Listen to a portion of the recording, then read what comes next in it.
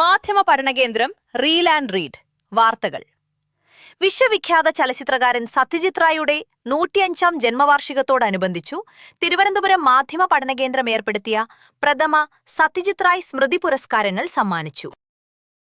മുതിർന്ന ചലച്ചിത്ര നിരൂപകൻ MF തോമസ് ഉദ്ഘാടനം ചെയ്ത് സംസാരിച്ച ചലച്ചിത്ര സെമിനാറിൽ മാധ്യമ പഠനകേന്ദ്രം director doctor T. Shiraz Khan അധ്യക്ഷത വഹിച്ചു.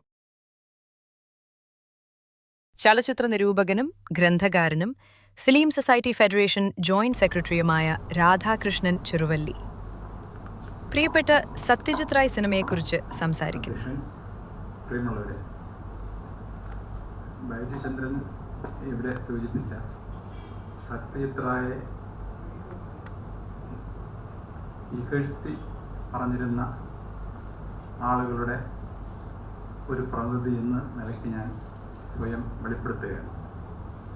അത് ലെഫ്റ്റ് ആക്ടിവിസ്റ്റായിരുന്ന കാലത്ത്, ട്രേഡ് യൂണിയൻ സംഘടനാ പ്രവർത്തനം നടന്ന കാലത്ത്, അതിൻ്റെ സമാന്തരമായി സിനിമകൾ വളരെ ധാരാളമായി കാണുകയും ചെയ്തിരുന്ന കാലത്ത് മൃണാൾ സെന്നെയും ഹൃതിക് ഘട്ടകിനെയും സത്യജിത് റായ്ക്ക് മുകളിൽ പ്ലേസ് ചെയ്ത ആളാണ്. ഇതുപോലുള്ള വർത്തമാനങ്ങൾ ഞാൻ പറഞ്ഞിട്ടുണ്ട്. കാലം ഒരുപാട് കടന്നുപോയി. വീണ്ടും നമ്മൾ റീവിസിറ്റ് ചെയ്യുമല്ലോ.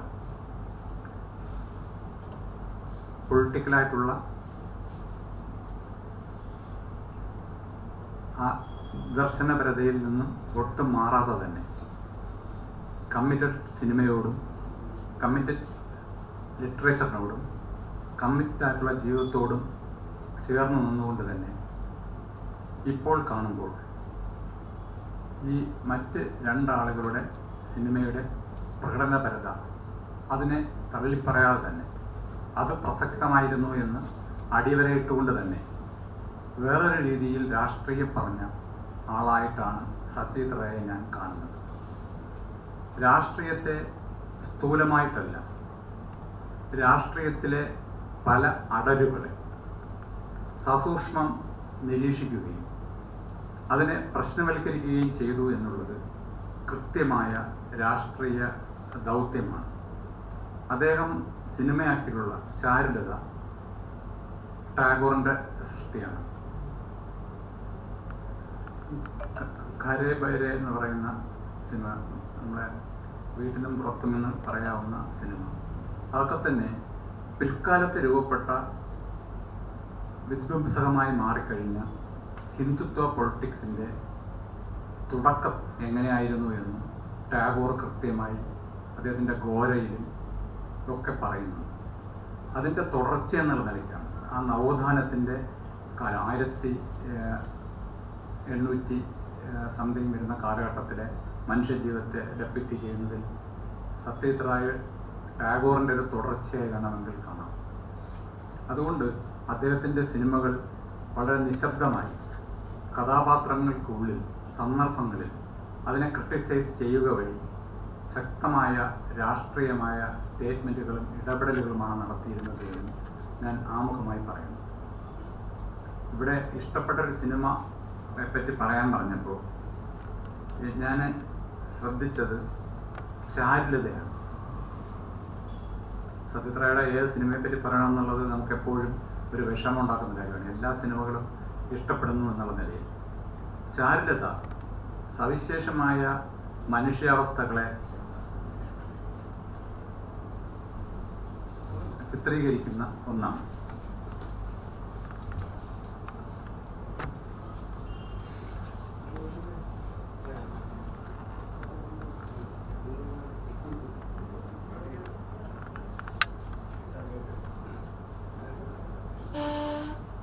ചാരുലത ഒരു ഇന്റലക്ച്വൽ ആയിട്ടുള്ള ഒരു സ്ത്രീയുടെ ജീവിതമാണ്.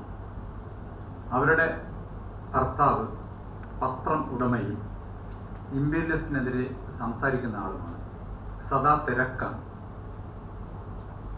ഈ ചാരുലത പുറം ലോകത്തെ കാണുന്നത് ബൈനോക്കറിലൂടെയാണ് ആദ്യം നമ്മൾ കാണുന്നത്. അവർ ഓടി നടന്ന് പുറത്തുള്ള ദൃശ്യങ്ങൾ ഇങ്ങനെ കാണുകയാണ് ഉപയോഗിച്ചിട്ട്. അപ്പോൾ ആ വീടാണ് ഇത്. സത്യജിത് റായ് അദ്ദേഹത്തിൻ്റെ വളരെ അപൂർവം സമയങ്ങൾ മാത്രമേ ലോങ് ഷോട്ട് എന്ന് പറയാവുന്നത് ഉപയോഗിച്ചിട്ടുള്ളൂ. മിഡ് ഷോട്ടുകളും സങ്കീർണതകൾ രൂപപ്പെടും.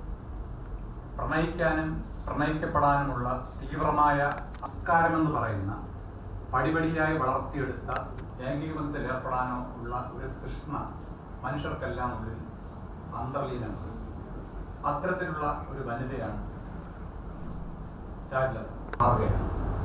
അവർക്ക് രണ്ടുപേർക്കും പരസ്പരം സംസാരിക്കും. എന്നാൽ പൊതുവിലുള്ള ഈ പാട്രിയാർക്കൽ സമൂഹങ്ങളിൽ ഉൾപ്പെടുകയും അകന്നകന്ന് പോവുകയും ചെയ്യും.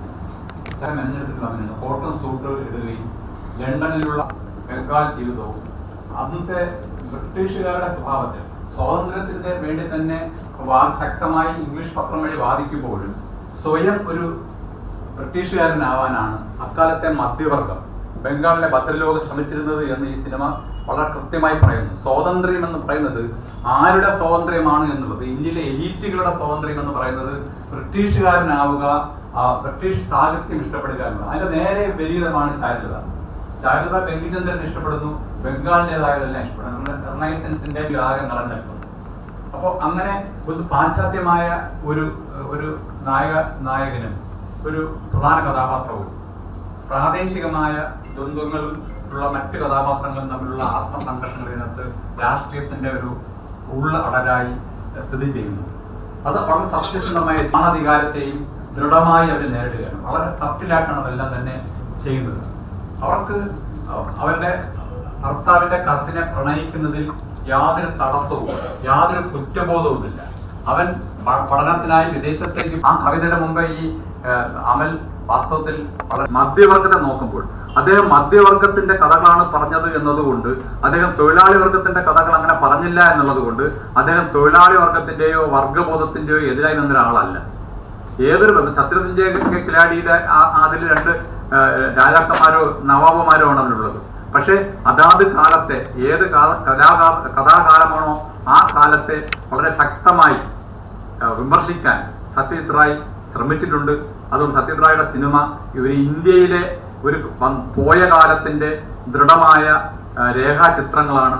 അത് വരും കാലങ്ങളിൽ ഇനിയും ബലപ്പെടും എന്നും സത്യജിത് റായുടെ സിനിമകൾ വീണ്ടും വീണ്ടും കാണേണ്ടതുണ്ട് എന്നും സിനിമയുടെ ഭാഷ, സിനിമയുടേതായ ഒരു വ്യാകരണത്തിന് വേണ്ടി സത്യജിത് റായ് സിനിമയിൽ ശ്രമിക്കുമ്പോൾ അദ്ദേഹം ഫിലിം സൊസൈറ്റി പ്രസ്ഥാനത്തിന്റെ 47 കൽക്കട്ട ഫിലിം സൊസൈറ്റി വഴി തുടങ്ങുകയും പിൽക്കാലത്ത് ഫിലിം സൊസൈറ്റീസ് ഫെഡറേഷൻ ഓഫ് ഇന്ത്യയുടെ രൂപീകരണം വഴി നല്ല സിനിമ ആസ്വദിക്കണമെങ്കിൽ ആ സിനിമയെ പറ്റി അതിന്റെ ദൃശ്യഭാഷ മനസ്സിലാക്കാനുള്ള ഒരു പ്രേക്ഷക വൃന്ദം കൂടി വളർന്നു വരണമെന്ന് കണ്ടുകൊണ്ട് കൃത്യമായി അതിനുവേണ്ടി ഇടപെടുകയും നടത്തിയിട്ടുണ്ട്. അത്തരത്തിൽ സിനിമകാരൻ എന്ന നിലയിൽ, എഴുത്തുകാരൻ എന്ന നിലയിൽ, അതുപോലെ ചലച്ചിത്ര സൊസൈറ്റി പ്രവർത്തകൻ എന്ന നിലയിൽ സത്യജിത് റായ് നടത്തിയിട്ടുള്ള അടയാളപ്പെടുത്തലുകൾ ഇപ്പോഴും തിളങ്ങി തന്നെ നിൽക്കും. കാലം കഴിയുന്തോറും അത് കൂടുതൽ ശക്തിപ്പെട്ടു വരുമെന്ന് പറഞ്ഞുകൊണ്ട് എന്റെ വാക്കുകൾ അവസാനിപ്പിക്കുന്നു. സെമിനാറിൽ പങ്കെടുത്തവരുടെ വിശദമായ സത്യജിത് റായ് ഓർമ്മകൾ തുടർന്നുള്ള ഭാഗങ്ങളിൽ കാണാവുന്നതാണ്.